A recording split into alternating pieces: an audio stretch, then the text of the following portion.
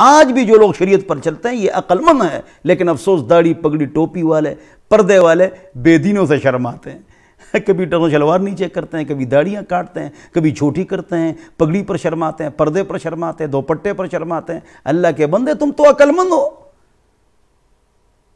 اٹھا کر پھینک دو باہر گلی میں، نئی تہذیب کے انڈے ہے گندے۔ میں نے دیکھا ہے فیشن میں الجھ کر اکثر، تم نے اسلاف کی عزت کے کفن بیچ دیے، نئی تہذیب کے بے روح بہاروں کے عوض اپنی تہذیب کے شاداب چمن بیچ دیے۔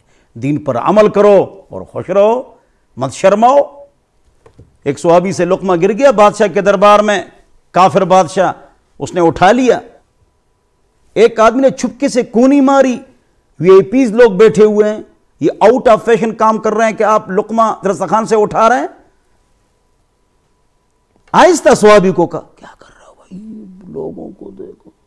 آہستہ کہا، صحابی نے چیخ ماری دسترخوان پر، اترک سنت حبیبی لہذا الہمکا، میں ان بیوقوفوں کی وجہ سے پاک نبی کی سنت کو چھوڑوں، پیارے حبیب کی سنت کو چھوڑوں، اس پر عمل کرو۔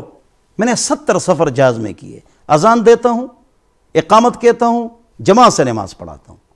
ہم نے اذان کو بلند کرنا ہے، دین کو بلند کرنا ہے، دین پر عمل کرنا ہے، کسی سے شرمانا نہیں۔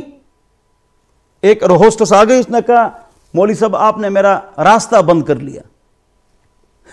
مجھے کہا، اگرچہ ان کو اس بات کی اجازت نہیں ہے، you is a very stupid man, استغفر اللہ، کہ راستہ میرا بند کر دیا۔